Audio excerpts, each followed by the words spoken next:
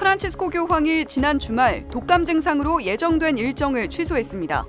주일 3종 기도는 영상으로 집전했는데 이 자리에서 다음 달 1일부터 열리는 유엔 기후변화협약 당사국 총회 참석 등 예정된 외교 일정을 소화하겠다는 의지를 드러냈습니다. 최근 북한이 9.19 군사합의 파기를 선언하고 정부는 합의 일부에 대해 효력을 정지했습니다. 한반도를 둘러싼 안보 불안이 커지고 있는데 이를 바라보는 교회의 시선, 서울대교구 민족화해위원회 부위원장 정수용 신부와 이야기 나눠봅니다. 창립 100주년을 맞은 스승 예수의 제자수녀회가 최근 전대사 수여 교령을 받았습니다. 전대사는 내년 3월 25일까지 수여됩니다.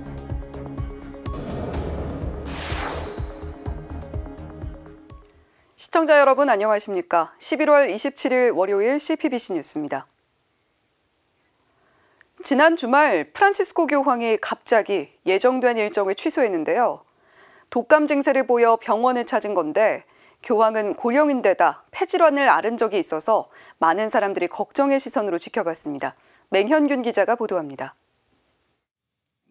바티칸 성 베드로 광장, 프란치스코 교황이 평소와 달리 영상을 통해 모습을 드러냅니다. 교황은 지난 주말 갑자기 예정된 일정을 취소했습니다. 독감 증세를 보여 병원을 찾은 겁니다. 교황은 로마 제멜리 병원에서 CT를 찍는 등 정밀 검사를 했습니다. 고령인데다 폐질환을 앓았던 적이 있기 때문에 합병증 검사를 받은 겁니다. 교황청 공보실은 검사 결과 음성이 나왔고 교황은 산타마르타의 집으로 돌아왔다고 밝혔습니다. 교황은 주일 3종 기도는 예정대로 집전했습니다. 다만 교황궁 발코니가 아닌 영상을 통해 순례객들을 만났습니다. Cari fratelli e sorelle, buona domenica. Oggi non posso affacciarmi dalla finestra perché ho questo problema di infiammazione ai polmoni. A leggere la riflessione sarà Monsignor Braida. 정맥 주사를 맞은 듯 교황의 오른손에는 거즈가 붙여져 있었습니다. 3종 기도를 집전하는 내내 호흡에 어려움을 겪는 모습도 보였습니다. 교황의 메시지는 파올로 브라이다 신부가 대독했습니다. 하지만 교황은 다음 발언을 통해 신자들의 걱정을 해소했습니다. 이번 주 예정된 외교 일정을 취소하거나 변경하지 않고 소화하겠다는 의지를 나타낸 것입니다. 교황은 다음 달 1일부터 4일간 아랍에미리트에서 열리는 제28차 유엔 기후변화협약 당사국 총회에 참석합니다. Oltre che dalla guerra, il nostro mondo è minacciato da un altro grande pericolo, quello climatico, che mette a rischio la vita sulla Terra, specialmente le future generazioni.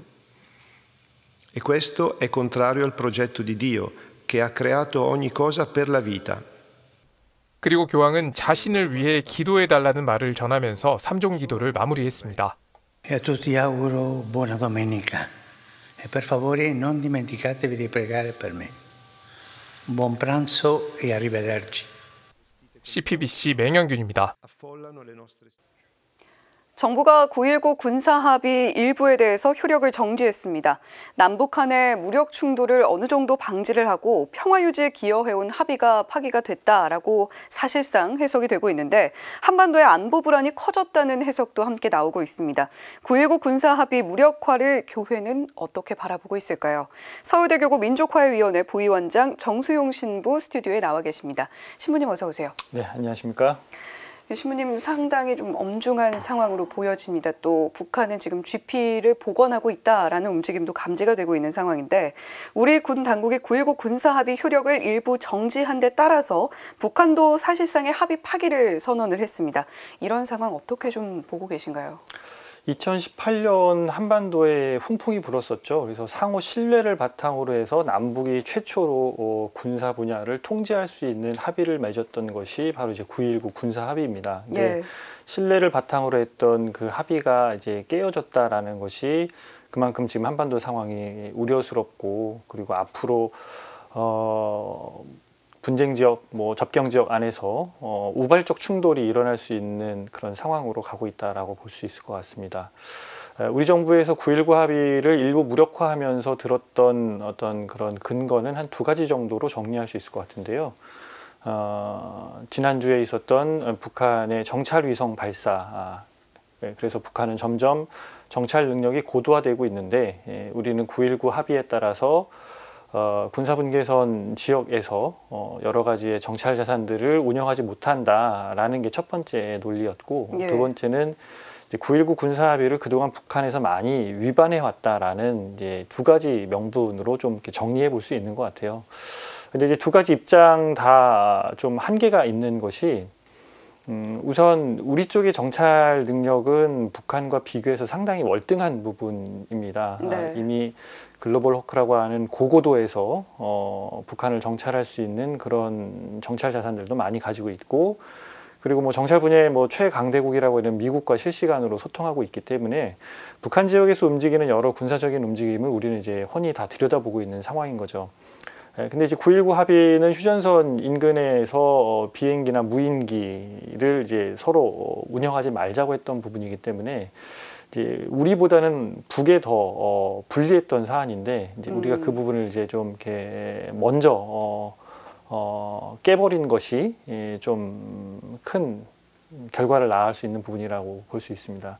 두 번째로는 그 북한에서 지금까지 9.19 군사합의를 너무나 많이 위반했는데 우리만 지키고 있는 거 아니냐. 그렇기 때문에 우리가 이번 기회에 파괴된다라는 어떤 주장들도 있는데요.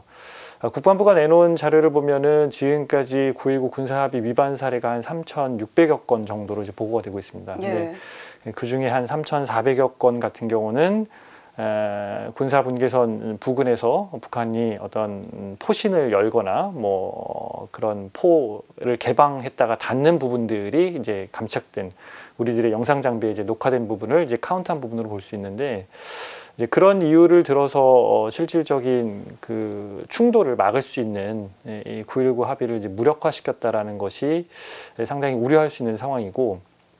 신뢰를 바탕으로 해서 만든 그 부분이 이제 깨어졌다라는 것 그리고 앞으로 이 정도의 신뢰를 만들기 위해서는 더 큰 노력들이 필요하다는 것 그리고 지금 당장 접경 지역 주민들의 안보 위협이 높아졌다라는 부분들로 종합해서 볼 때 이번 조치는 좀 너무 성급하지 않았나라고 볼 수 있을 것 같습니다. 예, 뭐 사실 정찰 위성 발사 부분에 있어서도 어느 정도까지는 동향이 미리 파악이 됐던 부분이고 북한도 역시 어느 정도 예고를 했었는데 우리뿐만이 아니라 일본 역시도 대대적으로 보도를 하면서 좀 마치 굉장히 큰일인 것 마냥 보도가 된 측면도 있었습니다.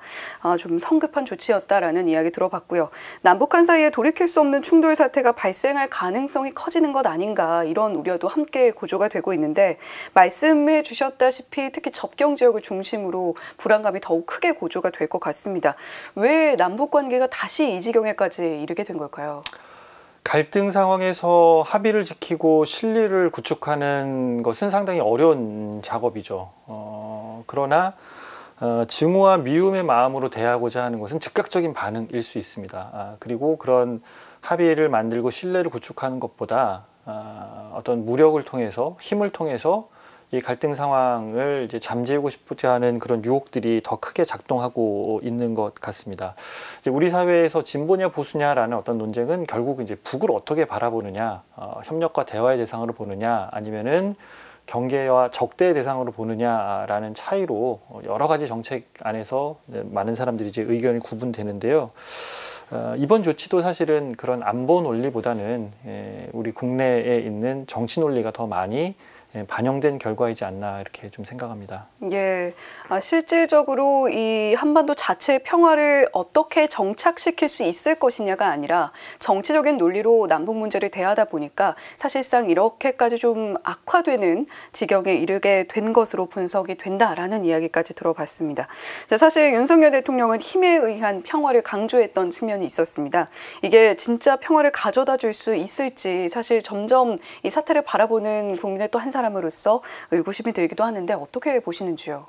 네, 뭐 정부에서 주로 많이 이야기하는 그런 슬로건이기도 하고 저도 뭐 광화문을 오갈 때마다 그 정부 청사의 큰 걸개 그림으로 힘에 의한 평화라는 부분이 있는데요.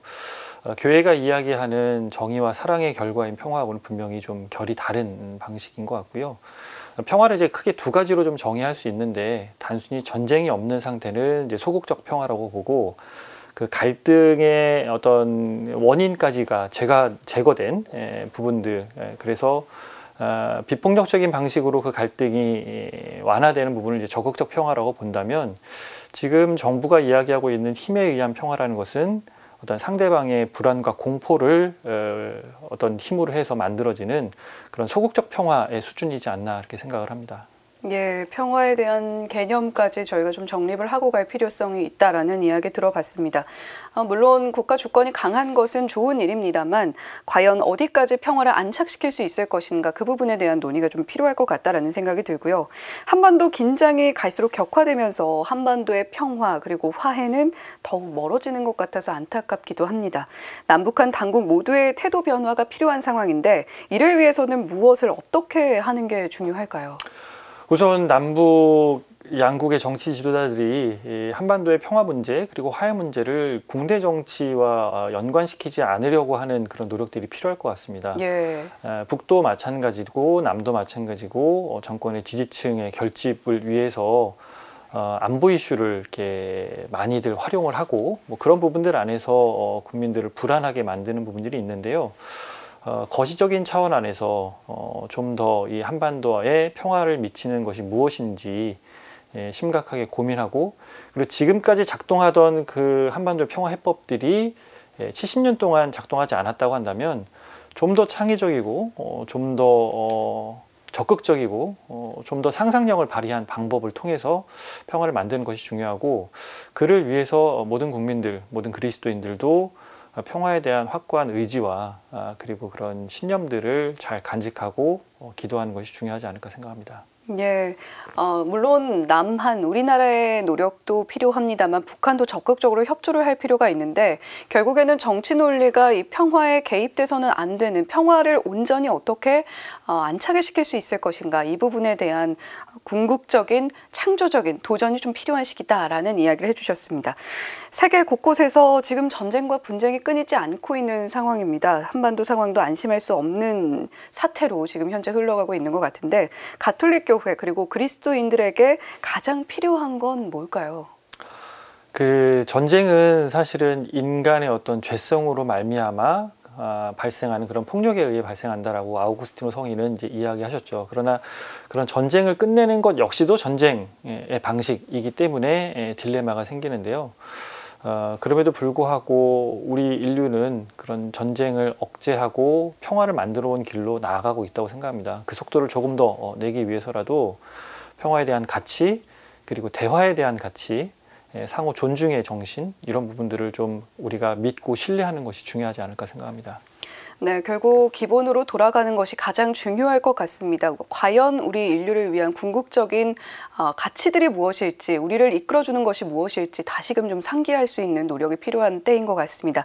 지금까지 서울대교구 민족화해위원회 부위원장 정수용 신부님과 함께 이야기 나눠봤습니다. 신부님 오늘 말씀 고맙습니다. 네, 고맙습니다. 스승 예수의 제자 수녀회는 수도의 창립 100주년을 맞아 최근 교황청 내사원으로부터 전대사 수여 교령을 받았다고 밝혔습니다. 교령에 따르면 전대사는 내년 3월 25일까지 수여됩니다. 스승 예수의 제자 수녀회는 복자 야고보 알베리온의 신부에 의해 1924년에 창립됐습니다. 수녀회는 지난 21일부터 수도의 창립 100주년을 준비하며 희년을 선포했습니다. 수녀회 회원들과 모든 신자는 수녀회에 속한 거룩한 장소를 순례하고 희년 예식에 참여하면 전대사를 받을 수 있습니다. 또한 주님의 기도와 신경 그리고 복되신 동정 마리아와 창립자인 복자 야고보 알베리온의 기도를 바치면 전대사를 받을 수 있습니다. 다만 전대사를 받으려는 신자는 고해성사와 영성체, 교황의 지향에 따른 기도 등 3가지 일반 조건을 충족해야 합니다. 노인과 병자 그리고 중대한 이유로 집을 떠날 수 없는 신자는 희년 거행에 영적으로 일치해 기도와 삶의 슬픔, 고통을 봉헌하면 전대사를 받을 수 있습니다. 이상으로 CPBC 뉴스를 마칩니다. 시청해주신 여러분 고맙습니다.